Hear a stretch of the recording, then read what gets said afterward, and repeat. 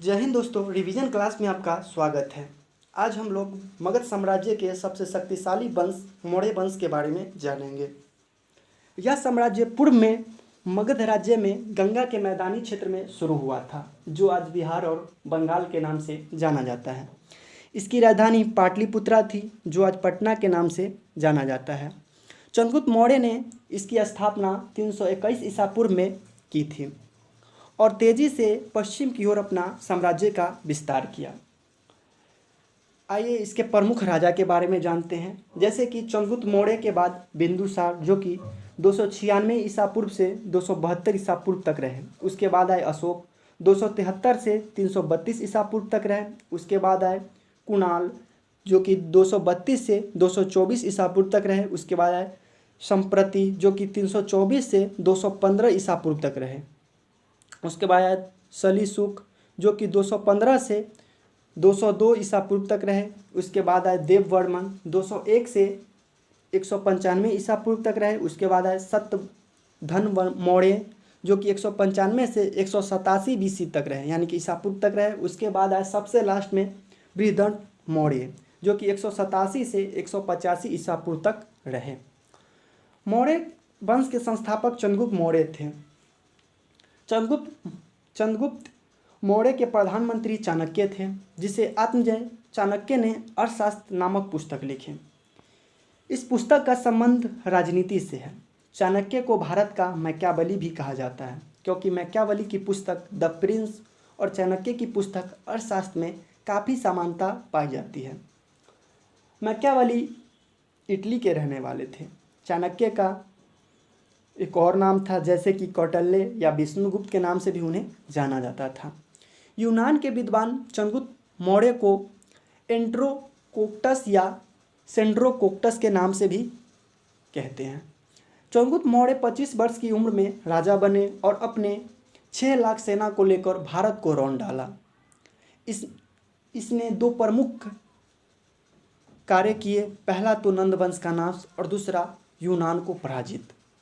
तो आइए पहला पढ़ते हैं, यूनान को पराजित इन्होंने कैसे किया। चंद्रगुप्त मौर्य का यूनानी शासक सेल्यूकस निकेटर के साथ 305 ईसा पूर्व में काफ़ी संघर्ष हुआ। इसमें चंद्रगुप्त मौर्य ने सेल्यूकस निकेटर को पराजित कर दिए। तब सेल्यूकस निकेटर ने अपनी पुत्री कार्नलिया हेलन का विवाह चंद्रगुप्त मौर्य से कर दिया। तब चंद्रगुप्त मौर्य ने 500 हाथी दान में दिए। फिर सेल्यूकस ने अफगानिस्तान यानी कि काबुल का क्षेत्र चंद्रगुप्त मौर्य को दे दिया। बौद्ध एवं जैन धर्म में चंद्रगुप्त मौर्य को क्षत्रिय कुल का बताया गया है, जबकि विशाख मुद्रा राक्षस में इसे निम्न कुल का बताया गया है। चंद्रगुप्त के शासनकाल में यूनानी मेगास्थनीज भारत आए थे, जिन्होंने इंडिका नामक पुस्तक लिखी। इस पुस्तक में मौर्य साम्राज्य के नगर प्रशासन की जानकारी है। मेगास्थनीज सेल्यूकस निकेटर का राजदूत था। भारत को इंडिया भी यूनानी लेखक के द्वारा ही कहा गया है। चाणक्य ने अपनी अर्थशास्त्र में लिखा है कि प्रजा के सुख में ही राजा का सुख है। चंद्रगुप्त मौर्य ने सुदर्शन झील का निर्माण करवाया। यह गुजरात में गिरनर पर्वत पर स्थित है। यह दुनिया का पहला मानव निर्मित झील था। यह है। चंद्रगुप्त मौर्य वृद्धावस्था में जैन मुनि भद्रबाहु से जैन धर्म की शिक्षा लेकर कर्नाटक के श्रवणबेलगोला में उपासना के दौरान 296 ईसा पूर्व में शरीर को त्याग दिए। उसके बाद बिंदुसार आए, जो कि 296 से 272 ईसा पूर्व तक रहे। चंद्रगुप्त मौर्य की मृत्यु के बाद उसी का पुत्र बिंदुसार गद्दी पर बैठे। जैन धर्म या जैन ग्रंथ में इन्हें सिंहसेन भी कहा जाता है। बिंदुसार आजीवक संप्रदाय के संस्थापक थे। कुरान में इन्हें बिंदुसार या भद्रसार कहा गया है। वहीं पतंजलि के महाकाव्य में इसे अमित्रघात कहा गया है। अमित्रघात कहने का मतलब है कि शत्रु का नाश करने वाला, जबकि यूनानी साहित्य में इन्हें अमित्रोचेस्टस या एलिट्रोचेस्टस कहा गया है। विद्वान के बिंदुसार के बाद उसी का पुत्र गद्दी पर बैठा। बिंदुसार के पुत्र अशोक थे, जिन्होंने 273 से 232 ईसा पूर्व में गद्दी पर बैठे। अशोक मौर्य साम्राज्य के सबसे शक्तिशाली शासक थे। बौद्ध धर्म के सीली अनुश्रुति के मुताबिक यह पता चलता है कि अशोक ने 99 भाइयों को मारकर कुम्हरार के नज़दीक कुएं में डाल दिया। वहीं लांबा तारा के अनुसार 6 भाइयों और नेपाली स्रोत दिव्या बदान के अनुसार अशोक अपने बड़े भाई शशिर को मारकर 269 ईसा पूर्व में पुनः राज्याभिषेक करवाया। अशोक का पहला राज्याभिषेक 273 ईसा पूर्व में, जबकि दूसरा राज्याभिषेक 269 ईसा पूर्व में हुआ। अशोक की मां शुभदरंगिनी और पिता बिंदुसार थे। अशोक को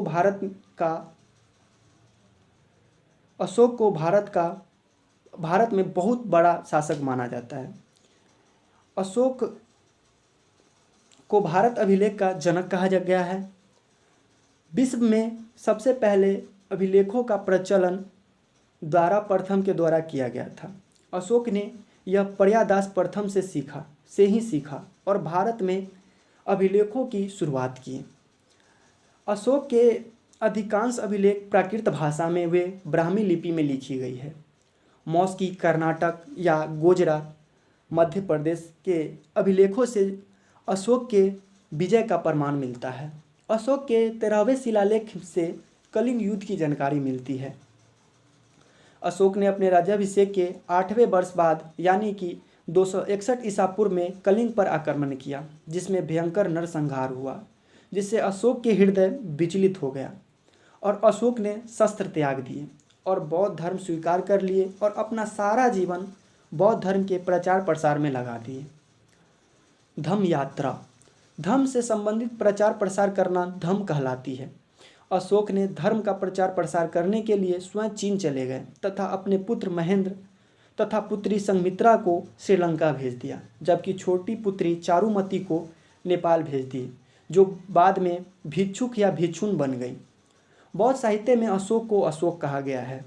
जैन साहित्य में इसे धर्माशोक व कामाशोक, जबकि पुराण में इसे अशोक वर्धन या अन्य सभी ईरानी शैली में इसे देवानंद यानी कि देखने में सुंदर कहा गया है। अशोक ने अपने अभिलेखों में खुद को देवप्रिय यानी कि देवप्रिय या प्रियदर्शी, देवप्रिय का अर्थ होता है देवता का प्रिय। हाथी गुफा अभिलेख से यह जानकारी मिलती है कि अशोक ने कलिंग युद्ध के बाद शस्त्र त्याग दिए। पाकिस्तान में अशोक के 2 अभिलेख पाए गए हैं। शाह बाजगढ़ी और मनसेहर दोनों ही खरोष्टी लिपि में हैं। अशोक के समय के 14 जगह के 14 अभिलेख मिले। अशोक ने अपने शासन काल में मध्य प्रदेश में सांची का स्तूप तथा यूपी के सारनाथ में अशोक स्तंभ या लौह स्तंभ तथा कश्मीर में श्रीनगर की स्थापना किया। अशोक भगवान शिव के उपासक थे और बाद में बौद्ध धर्म धारण कर दयालु एवं सदाचारी बन गए, जबकि इसकी जानकारी कल्हन की राजतरंगिणी से मिलती है।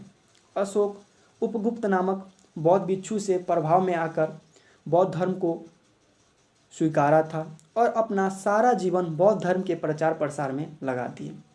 अशोक ने जनता के भलाई के लिए जिन नैतिक विचारों किए उसे धम्म कहते हैं। धम्म की परिभाषा 11वें शिलालेख के भसंडु व बैरागशील लेख से मिलती है। धम्म महामात्र अधिकारी की चर्चा 5वें शिलालेख से मिलती है और अपनी प्रजा की दुख की चर्चा 6ठे शिलालेख से मिलती है। अशोक के अभिलेखों को सर्वप्रथम 1837 ईस्वी में जेम्स प्रिसेप्स ने पढ़ा था। अशोक की पत्नी का नाम कैरुबाकी थी, जो कि प्रयाग की थी। शतमान यानी चांदी के सिक्के अशोक ने चलाया। यदि सिक्का पर पहाड़ी के साथ साथ आधा चांद हो तो वह चंद्रगुप्त मौर्य का सिक्का माना जाता है, और यदि हाथी घोड़ा बैल हो तो अशोक के काल का सिक्का माना जाता है। अशोक के समय में तीसरा बौद्ध सम्मेलन हुआ था। अशोक की मृत्यु 332 ईसा पूर्व में। इसके बाद कमजोर उत्तराधिकारी के कारण मौर्य वंश का पतन हो गया। अंतिम मौर्य शासक बृहदर्थ थे। इसकी हत्या इसी का सेनापति पुष्यमित्र शुंग ने किया और शुंग वंश का नींव डाला। मौर्य काल में प्रशासन की छोटी इकाई गोप कहलाती थी। आज के लिए इतना ही। मिलते हैं नेक्स्ट क्लास में। जय हिंद। अगर आप लोग को ये वीडियो अच्छा लग रहा हो तो प्लीज़ चैनल को सब्सक्राइब कर लें